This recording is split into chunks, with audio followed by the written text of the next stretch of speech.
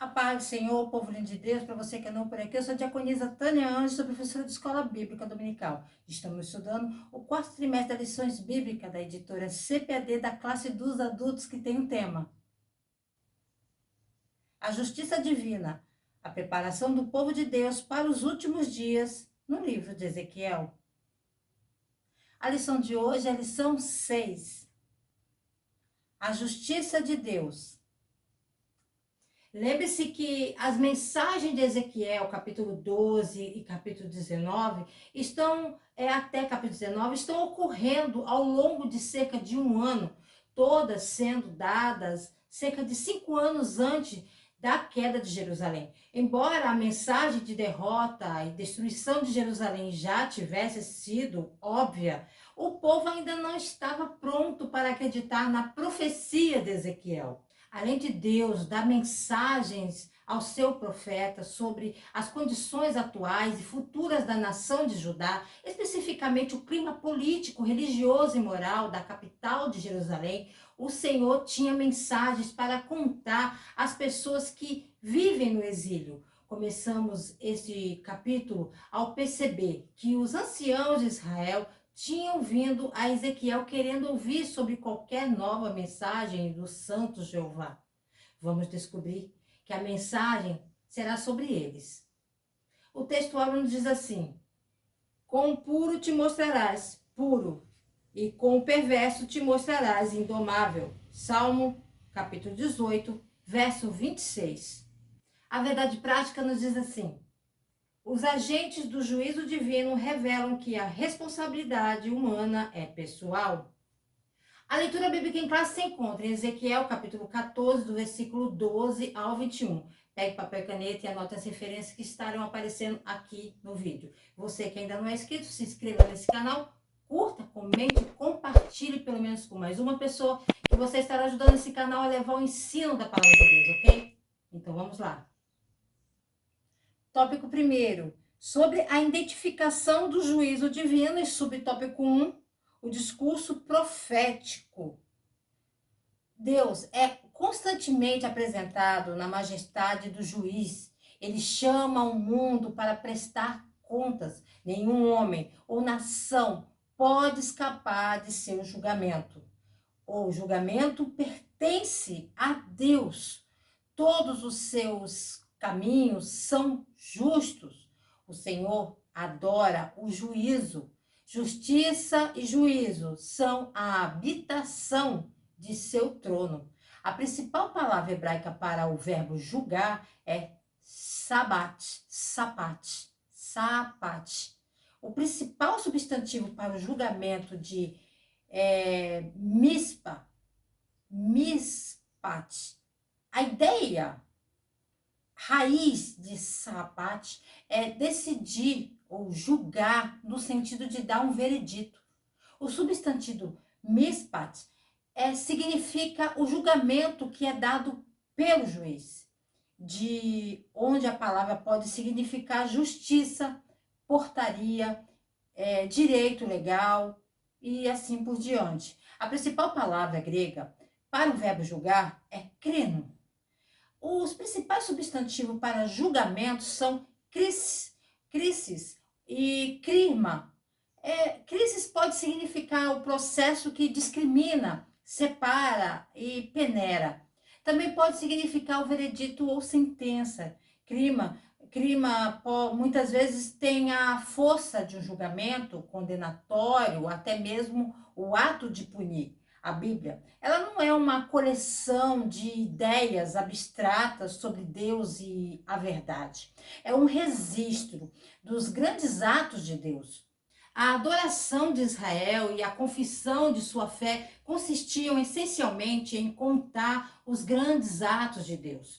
Tendo em vista que a relação entre Jeová e Israel é concebida sob a forma de um pacto, o julgamento para Israel significa salvação, vitória, libertação, devido à intervenção de Jeová em virtude de seus deveres como o Deus do pacto, juntamente com a punição daqueles que estão fora do pacto, os inimigos não judeus de Israel. Esse é o significado dos atos de justiça, o julgamento de Jeová, que a Bíblia interpreta como vitórias. São vitórias para Israel, derrotas para os inimigos. Em todas as ocasiões em que Deus age em nome de seu povo, ele os julga, ou seja, ele os ajuda, lidera e os salva. A história de Israel consiste em uma sucessão desses julgamentos. O julgamento do mundo pela inundação, o julgamento sobre Sodoma e Gomorra e sobre o Egito. Será notado que aqui o julgamento significa punição, porque o Egito não era Israel. Os julgamentos de Jeová sobre seu povo são sempre concebidos como absolvições, desde que o julgamento seja livramento e vitória, com seu controlário das punições de não israelitas. Também é muito importante ver que enquanto Deus deu ordens ao seu povo para superar essa anarquia brutal, iluminar o caminho da vida para o mundo, que ele os tratou com o mesmo julgamento que as nações ao redor, quando eles também desobedeceram seus comandos de vida. Deus não era racista ou genocida quando enviou seu povo para destruir cidades inteiras, grupo de pessoas, porque ele fez exatamente a mesma coisa com o seu povo quando eles voltaram para essas formas rebeldes, brutais, usando os babilônicos e assírios para aplicar seu julgamento com os israelitas, o seu povo, da mesma forma que ele usou os israelitas para acabar com os amalequitas e etc. A outra chave a notar é que Deus deu aviso após aviso, centenas e centenas de anos de fato, ao seu povo antes de julgar sobre eles, dando-lhes toneladas de oportunidades para se arrependerem de seus caminhos e retornarem a ele. E nós o vemos fazendo a mesma coisa com os povos vizinhos. Vemos um grande exemplo disso na cidade não judaica de Nínive, no livro de Jonas. Deus envia Jonas para Nínive. Ele diz-lhes que o julgamento está chegando se eles não mudarem seus caminhos. Eles mudam seus caminhos e o julgamento não vem. Subtópico 2. A primeira parte do oráculo. As implicações de uma mensagem são muito claras. Se Deus ignorar o pecado na vida de seu povo, então certamente ele ignorará o pecado na vida daqueles que nunca ouviram sua palavra. Uma população pagã ou distante que talvez nunca tenha ouvido falar da palavra de Deus, podemos ver que Deus não está falando mais sobre seu povo ou líderes, mas apenas alguns países ou nação em que alguma parte do mundo. Deus não falou claramente com essas pessoas, mas elas são bastante responsáveis por seus atos. Note o que Deus diz. Filho do homem, quando uma terra pecar contra mim, se rebelando gravemente, então estenderei a minha mão contra ela e lhe quebrarei o sustento do pão e enviarei contra ela fome e cortarei dela homens e animais. Vemos que Deus responsabiliza esse país por todos os seus atos contra as leis de Deus. O país, até certo ponto, entendeu suas obrigações, mas falhou com Deus, seu Criador. Quando as nações são julgadas e dizimadas, vemos que Deus toma todo o comando dessa operação. Deus é juiz de todas as nações. Ele lida com pecados dos corações escondidos, pecado das pessoas, pecado dos líderes e pecados nacionais. Subtópico 3. Descrição dos agentes do juízo. Então vemos que Deus usa todos os tipos de dificuldades como julgamento. A fome, animais selvagens, espada e uma praga. São todos usados para julgar os povos. Devemos nos disciplinar, para conectar esses desastres nacionais com os julgamentos de Deus. Quando Deus envia um terremoto para perturbar o suprimento de petróleo, devemos prestar muita atenção. Podemos ser menor, mas Deus está falando através de suas ações. Essas coisas devem nos fazer arrepender. Porque assim diz o Senhor Deus, quanto mais se eu enviar os meus 4 maus juízos a espada, a fome, as feras e a peste contra Jerusalém para cortar dela homens e feras? Deus não está mais falando sobre as nações em geral. Ele está se dirigindo a Judá, sua capital, Jerusalém. As quatro dificuldades exatas que as nações enfrentariam são aquelas coisas que elas mesmas enfrentariam. Tanto para o argumento de que, por sermos o povo de Deus, ele vai nos tratar melhor. A espada, a fome, as bestas selvagens, as pragas também seriam visitadas em sua própria nação. Os quatro horrores da guerra são descritos no versículo 21. A espada refere-se às mortes causadas pela guerra. A fome resulta de todas as culturas, árvores e animais sendo destruídos.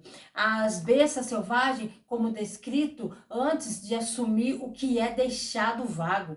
E por último, a doença ocorre desenfreada da morte e da decadência. Só vemos uma coisa diferente que acontece, e isso é repetidamente ouvido e visto em todo o Antigo Testamento. Deus promete um remanescente.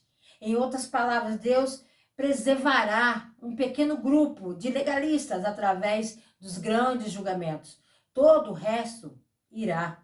O templo, os prédios do governo, o exército destruído, os portões demolidos, cidades inteiras, mas o remanescente será preservado para seus maiores propósitos. Deus não executa o seu juízo sem uma justa causa, nem mesmo sem um prévio aviso. Tópico 2, sobre a petição que Deus não atende. Subtópico 1, exemplos de intercessão pelo pecador. Vemos isso em Sodoma e Gomorra. Abraão, ele parou ali nos 10 intercedendo ali, né? Possivelmente acreditando que Ló tinha pelo menos 10 em sua família. No entanto, se ele tivesse já começado consigo, já teria sido mais curto ali aquela intercessão. Havia apenas 4 e um deles estava perdido porque ela olhou para trás. Então, ele destruiu as cidades. Só havia um homem encontrado justo em Sodoma, Ló. Os tempos para o julgamento de adiamento justo era passado, mesmo que homens justos estivessem por perto ou envolvidos. Somos declarados justos por causa do trabalho final do nosso Senhor Jesus Cristo. Sua justiça foi transmitida a nós, crentes, por seu sacrifício na cruz. Como Deus protegeria os justos em um ataque nuclear ou guerra civil? Talvez como os profetas como Obadias escondeu, ou os que Elias não conheciam estavam lá. Como ele definiria os justos? Justo pela fé, mas não andando no Espírito, ou apenas os que ele poderia usar para trazer um reavivamento depois que os destroços se dissipassem? Daniel, Noé e Jó foram claramente usados por Deus em grande parte. Isaías só recebeu 10% do seu povo. Isso seria fácil para Deus. Então, novamente, apenas 3 nomes foram dados na passagem e os salvos na inundação foram apenas 8. Comparado com Daniel, Noé e Jó, como somos justos e eles poderiam usar depois de um desastre cataclísmico? Poderíamos mesmo em uma nação dirigida por nossas conquistas ou uma nação completamente secular? Ele disse que os santos não ficariam sob sua ira, mas isso não significa que escaparíamos da ira do homem. Se o desastre vier, você será útil para eles depois, se você não for útil agora? Prepare-se, pois o arrebatamento, a calamidade estão a caminho. Que o Senhor nos ache útil para aquele grande dia. Subtópico 2.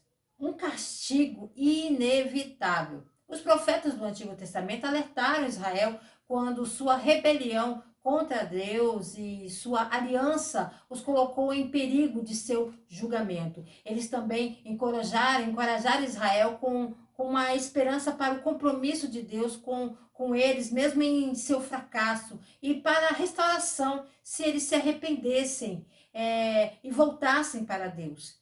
Deus afirmou um acordo único, ou pacto com Israel. Ele os separou de todas as outras nações como seu próprio povo para conhecê-lo, manter sua lei e revelá-lo às nações e trazer seu Salvador prometido, Jesus.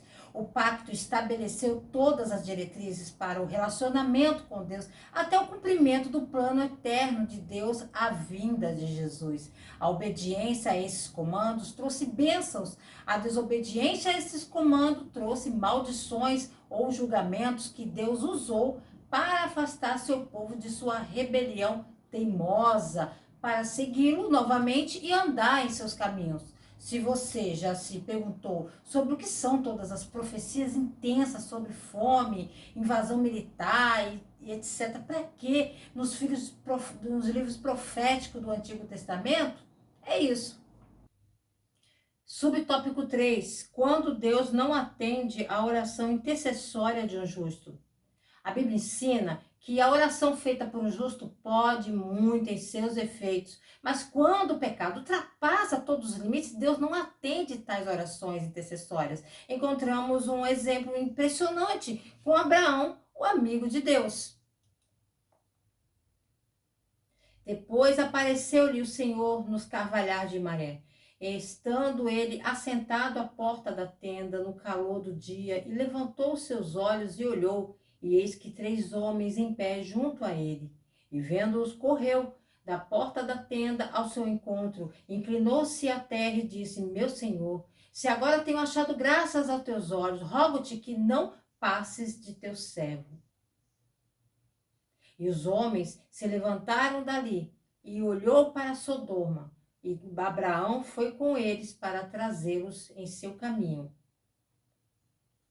Agora, os mensageiros têm diante deles um trabalho de outra natureza. Sodoma deve ser destruída e eles devem fazê-lo. Ele nunca pune sobre um relatório, uma fofoca, ou forma comum, ou a informação dos outros, mas sobre seu próprio conhecimento certo e infalível. Como o Senhor, a misericórdia. Então, ele é o Deus a quem a vingança pertence. De acordo com sua comissão, descobrimos aqui que os 2 anjos olharam para Sodoma, eles definiram seus rostos contra ela em ira, mas Abraão estava com o Senhor. Abraão agora se aproxima de Deus. Ele toma a iniciativa de implorar a Deus em nome de seus vizinhos. Aqui temos o primeiro exemplo de intercessão nas Escrituras. Note como ele implora a Deus por misericórdia dos outros, dando razões para seu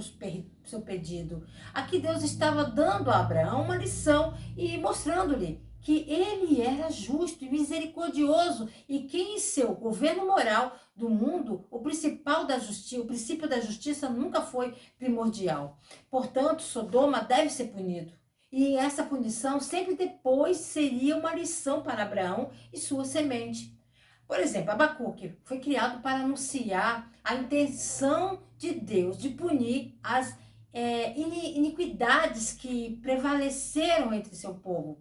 Uma catástrofe de estranha e incrível extensão foi ultrapassados. É lucrativo traçar como o profeta se expôs com Deus. Para Abacuque, a severidade desse trágico estado de coisas é acentuada porque ele vê a situação muito claramente. Ele praticamente censura Deus por obrigá-lo a olhar para a situação desesperada de seu povo. Para Abacuque, o problema mais profundo e a causa principal de sua angústia é que Deus parece silencioso, inativo. A intercessão de Abacuque tem sido urgente e sustentadas, e de fato seu alarme às vezes eclodiu em um grito de violência. O fardo que Abacuque, o profeta, viu ali, podemos ver o quão apropriado é a palavra fardo, usado pelos profetas para descrever seu dom e dever. A obrigação estabelecida sobre eles muitas vezes envolvia tensão e perigo. No entanto, foi um privilégio glorioso ser encomendado por Deus e agir por ele e ser seu porta-voz para o povo. O fardo de Abacuque era a visão do mal geral e da corrupção predominante na Terra Santa entre os escolhidos. Que fardo pode ser mais pesado do que isso? Ver o mal prevalecer entre o povo de Deus e ser incapaz de remediar isso? Duas lições: todo o privilégio implica sofrimento. Não desanime o coração. Abacuque questionou aparentemente o ouvido surdo de Deus. É a impressão que dá para ele. Diante da condição corrupta e religiosa dos israelitas, parecia que Deus não estava vendo nada do que estava acontecendo. Violência, conflitos e discórdia dominam sua sociedade. A lei estava sem vida, ou não foi aplicada, ou foi mal aplicada. Os justos estavam em desvantagem numérica e sofreram injustiça nas mãos da maioria. A pergunta é: por que esses malvados não foram punidos? O silêncio divino é quebrado com um oráculo revelando que Deus não está inativo. Uma nova nação, os caldeus, os caldeanos, os babilônicos, estavam destruindo, escravizando a nação após nação. Esse tirano seria o instrumento do julgamento de Deus sobre Judá. A resposta de Deus mergulha Abacuque em uma perplexidade mais profunda. Ele ouviu o inacreditável, expressa o grito de toda a humanidade. Por que os justos sofrem e os ímpios prosperam? Essa é uma grande pergunta. Como pode Deus, que é eterno e santo, nomear esse opressor para engolir aqueles mais justos? O profeta está atordoado que Deus usaria esta nação pagã para julgar o povo da aliança. Como um vigia escalando sua torre para escanear o horizonte, Abacuque procurou as respostas de Deus. O profeta impacientemente foi informado de que o julgamento de Deus era certo, mas seria de acordo com o cronograma divino. Abacuque esperava na fé que Deus agisse. Ele estava certo de que o julgamento sobre o mal certamente viria. Não vai ser tarde. Abacuque estava questionando por que os ímpios estavam prosperando mais e Deus assegurou-lhe que os ímpios estarão condenados no tempo de Deus, não é no nosso tempo. O homem mau está condenado na insatisfação. Ele é como uma fornalha. E cada sucesso é como combustível adicionado e há um fogo em chamas. Quanto mais ele ganha, mais quente o fogo queima e mais vazio as suas vidas se tornam. O homem mau constrói monumentos às suas realizações, mesmo quando Herodes, por exemplo, construiu cidades para preservar seu nome, e Hitler se esforçou para criar o Reich de 1000 anos. No entanto, todo esse esforço é em vão, eles se esgotam por nada. Deus pretende que este mundo seja preenchido com o conhecimento dele, não com monumentos de assassinos. Em contraste, o caráter do justo, nos dias mais sombrios, será marcado pela integridade e confiabilidade.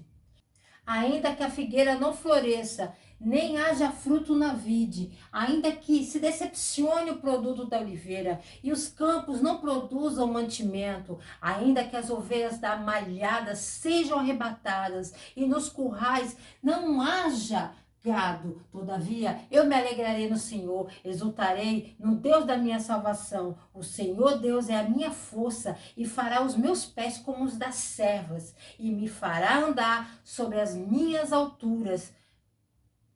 Nessa oração final de Abacuque, ele vê Deus como ainda no controle, um Deus salvador, vindo para silenciar todas as forças opostas. O livro encerra com o compromisso do profeta, com a fidelidade, não importa quais sejam as condições do mundo. Na Bíblia encontramos exemplos de orações intercessórias de justos que Deus não atende, os de Moisés e Samuel, os de Noé, Daniel e Jó.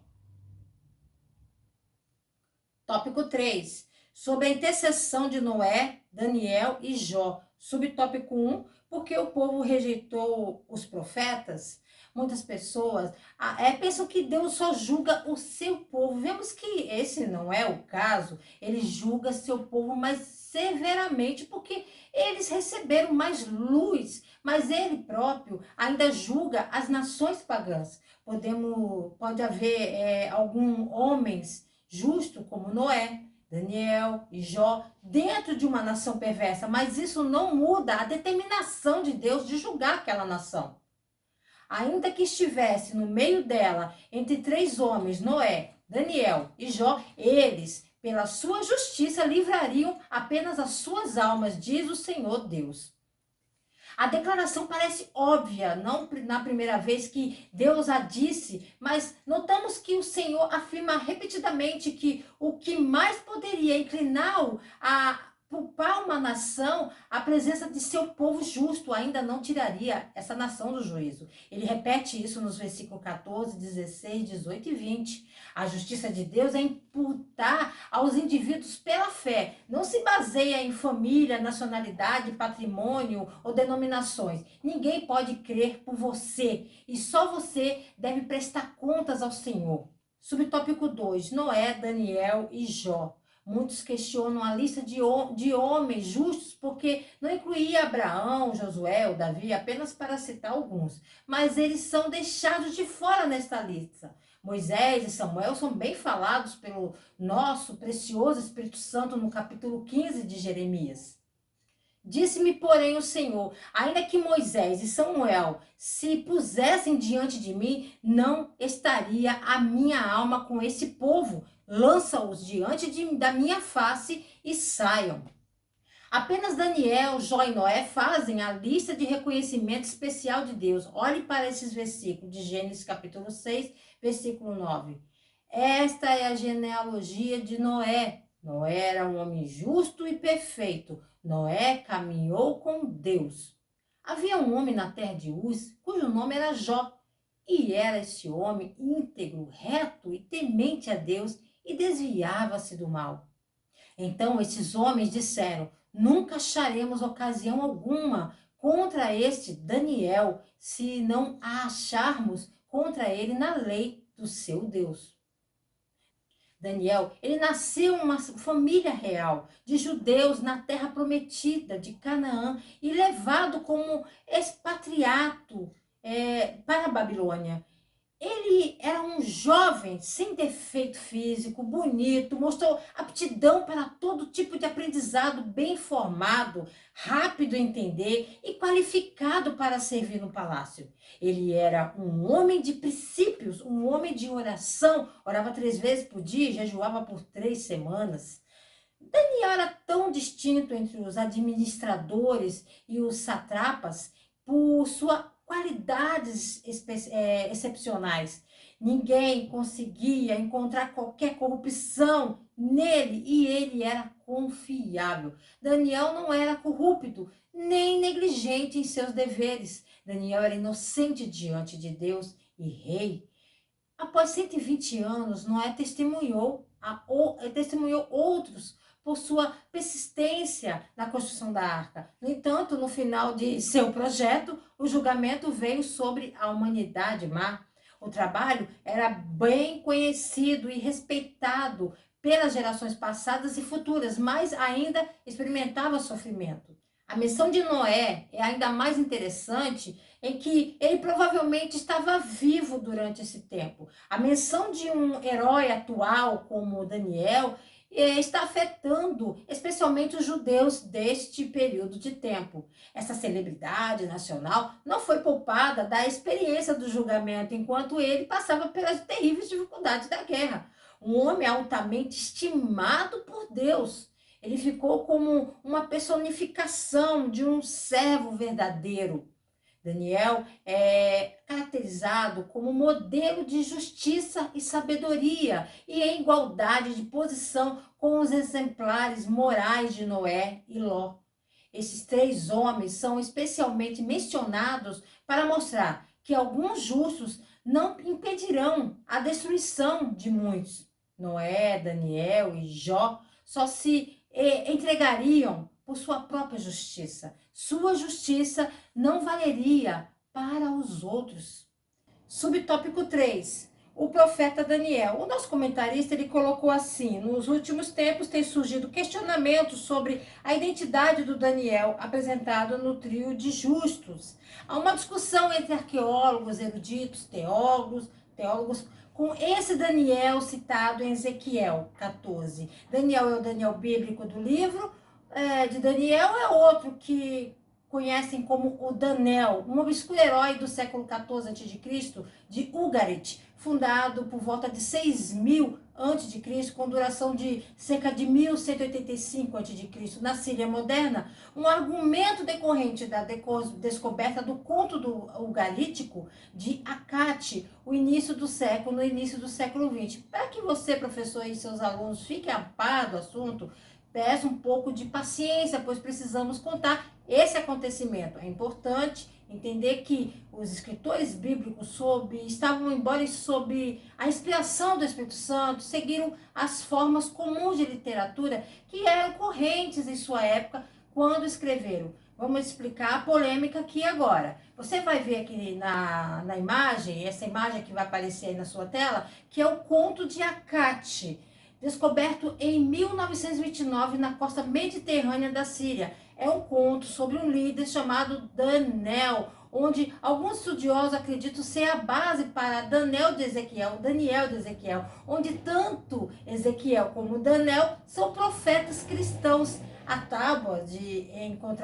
se encontra hoje no Museu do Louvre, em Paris. O conto de Akate foi descoberto em 1929, quando um camponês, arando os campos, atingiu um objeto sólido, enterrado na terra na costa mediterrânea da Síria, em Ras Shamar. Escavações revelaram a existência de uma tumba de pedra por baixo, que continha uma série de placas de pedras que contava a história do antigo épico de Akate e Daniel. A história gira em torno de Daniel, um governante forte e justo que desejava um filho acima de tudo. Ele reza aos deuses por 6 dias no templo, e no 7º dia o deus Baal intercede a El, a autoridade divina suprema de Ugarit, que concede a Daniel o seu desejo. Daniel está muito feliz e recebe um filho chamado Akate.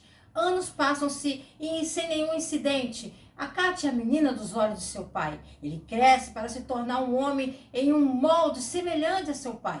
No entanto, um dia Daniel oferece hospitalidade a um artesão divino, Kotor, e em um sacrifício piedoso, o flecheiro apresenta ao filho do rei, Akate, com um belo arco. Anat, uma deidade feminina, fica indignada ao ver que o lendário arco foi dado a um mortal e com os olhos cobiçosos inicia um plano para obtê-lo. A deusa chega a Akate e lhe oferece riqueza, imortalidade, até mesmo ela mesma em troca do arco. Akate recusa todos os seus avanços. Enfurecida, Anat é forçada a recorrer a um plano mais letal.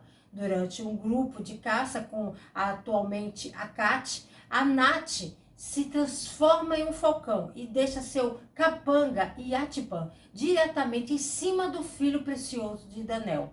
Akate é morto e o capanga e Yatipan rouba o arco antes de fazer uma fuga rápida. Voltando até Anat, Yatipan inexplicavelmente derruba o arco acidentalmente, quebrando a arma premiada. Anat, agora ainda mais furiosa, libera sua raiva fervente no corpo de Akate, que ela rasga em pedaços. Como Akate é assassinato, Daniel não está ciente enquanto ele anda em torno de seu reino, distribuindo justiça para os seus súditos. 2 mensageiros o informam do crime, e ao lado do desgosto de Daniel, uma grande fome varre seu reino, iniciando um período de morte e instabilidade.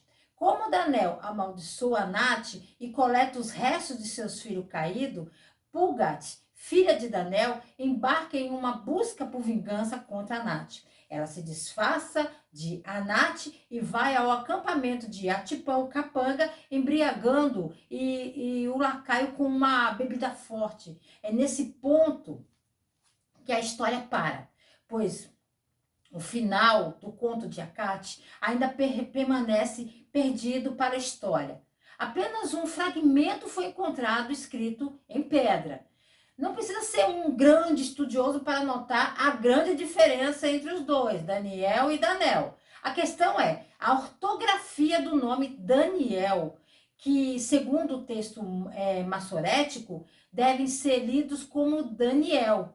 Isso, não obstante, paralelamente, contrasta com Danel sem o i do livro de Ezequiel. No entanto, nos textos ugaríticos, quanto nos hebraicos antigos, é corretamente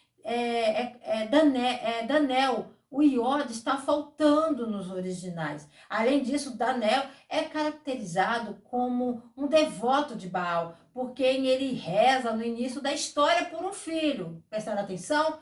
Em contraste, a justiça de Noé e Jó é caracterizada por sua posição como a idolatria de Israel, em pecado que Danel comete quando reza para um Deus diferente do único Deus verdadeiro do Antigo Testamento. Escolher Danel como base para Daniel, então, parece uma escolha estranha, especialmente porque ele está em desacordo com os outros personagens e até mesmo o próprio Ezequiel, que explicitamente julga Israel por sua adoração a Baal.